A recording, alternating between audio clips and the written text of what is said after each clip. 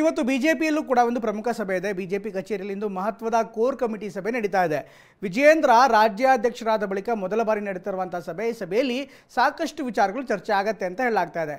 ಅದರಲ್ಲೂ ಪಕ್ಷದಲ್ಲಿ ಅಶಿಸ್ತಿದೆ. ಅಶಿಸ್ತಿನ ವಿಚಾರವಾಗಿ ಬಹಿರಂಗ ಹೇಳಿಕೆಗಳೇನು ಕೊಡ್ತಾ ಇದ್ದಾರೆ, ಅಶಿಸ್ತಿಯನ್ನು ವರ್ತನೆಗಳು ಗೊತ್ತಾಗ್ತಾ ಇದೆ. ಶಾಸಕರ ಮಾತುಗಳಿರ್ಬೋದು, ಶಾಸಕರು ಆಡ್ತಾ ಇರುವಂಥ ಮಾತುಗಳಿರ್ಬೋದು, ಅವರ ಹೇಳಿಕೆಗಳಿರ್ಬೋದು, ಅವರ ನಡೆಗಳಿರ್ಬೋದು, ಅವರ ನುಡಿಗಳಿರ್ಬೋದು, ಇದೆಲ್ಲವೂ ಕೂಡ ಬಿ ಜೆ ಪಿ ಪಕ್ಷದ ಒಳಗೆ ಸಾಕಷ್ಟು ದೊಡ್ಡ ಮಟ್ಟದ ಸಂಚಲನವನ್ನು ಸೃಷ್ಟಿ ಮಾಡಿದ್ದು. ಅದರಲ್ಲೂ ಶಿಸ್ತಿನ ಪಕ್ಷ ಅಂತಲೇ ಹೆಸರಾಗಿರುವಂಥ ಬಿ ಜೆ ಪಿಯಲ್ಲಿ ಇತ್ತೀಚಿನ ದಿನಗಳಲ್ಲಿ ಪ್ರತಿ ಬಾರಿ ಕೂಡ ನಾಯಕರು ಬಹಿರಂಗವಾಗಿ ಮಾತಾಡ್ತಾರೆ. ಅದರಲ್ಲೂ ಯತ್ನಾಳ್ ಅವರು ಹಾದಿ ಬೀದಿಯಲ್ಲಿ ಮಾತನಾಡ್ತಾ ಇರುವಂಥ ವಿಚಾರ ಏನಿದೆ, ದಿನಕ್ಕೊಂದು ಆರೋಪವನ್ನು BSY ಕುಟುಂಬದ ಬಗ್ಗೆ ಮಾತಾಡ್ತಾನೆ ಇದ್ದಾರೆ. ಅವ್ರ ವಿರುದ್ಧ ಕೂಡ ಕ್ರಮ ಕೈಗೊಳ್ಳಬೇಕು ಅಂತ ಹೇಳಲಾಗಿತ್ತು. ಇದೇ ವಿಚಾರವನ್ನು ಸದಾನಂದ ಗೌಡ ಮಾತನಾಡುವಂಥ ಸಾಧ್ಯತೆ ಇದೆ. ಇನ್ನು ಜಿಲ್ಲಾಧ್ಯಕ್ಷರ ನೇಮಕಾತಿ, ವಿಧಾನ ಪರಿಷತ್ ಪದವೀಧರ ಕ್ಷೇತ್ರಗಳ ಅಭ್ಯರ್ಥಿ ಆಯ್ಕೆ ವಿಚಾರ ಕೂಡ ಈ ಒಂದು ಸಭೆಯಲ್ಲಿ ಚರ್ಚೆ ಆಗುವಂಥ ನಿರೀಕ್ಷೆ ಇದೆ.